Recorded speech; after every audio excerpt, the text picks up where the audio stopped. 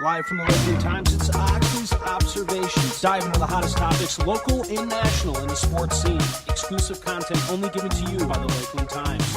Here's Jim Oxley. The term March Madness perfectly sums up last weekend's Sweet 16 and Elite 8 action, as college basketball's yearly finale continues to provide amazing games full of highlight reel action and late-game heroics. We're now down to the final four teams, and here's a quick recap of the recent action. This year's Final Four contains a diverse group of teams. While the number one overall seed Florida Gators have, as predicted by many, lived up to their billing and survived to be one of the last four teams, the other three teams are a little more unlikely. Wisconsin stays alive as a 2 seed to make its first Final Four since 2000 and the first Final Four under Bo Ryan's tenure.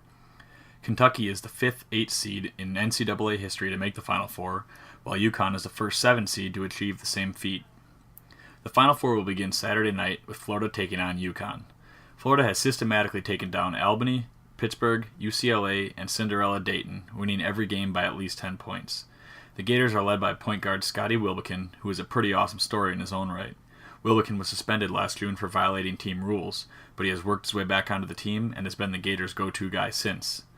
Wilbekin is averaging just under 17 points a game for the Gators in the tournament so far, and he was named the South Region's most outstanding player. Florida is currently riding a 30-game win streak that goes back to December 2nd. The last team to beat Florida? UConn. The 7 seed UConn knocked out St. Joe's in overtime to open the tournament, then took down the 2 seed Villanova, the 3 seed Iowa State, and the 4 seed Michigan State to make it back to the Final Four for the first time since they were national champions in 2011.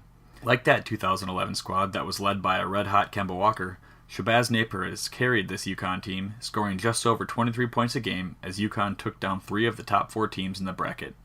Napier was rightly named the region's most outstanding player. In the Final Four, UConn will need another big performance from Napier if they want to knock off the top overall seed. Florida is a very balanced team with several seniors who have tournament experience. They have lived up to that top overall seed and will not be an easy obstacle to pass by.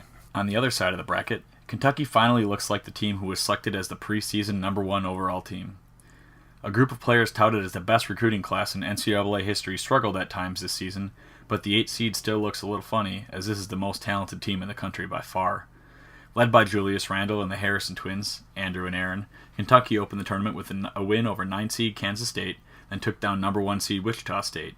The Wildcats then defeated 4 seed Louisville and 2 seed Michigan to get to the Final Four.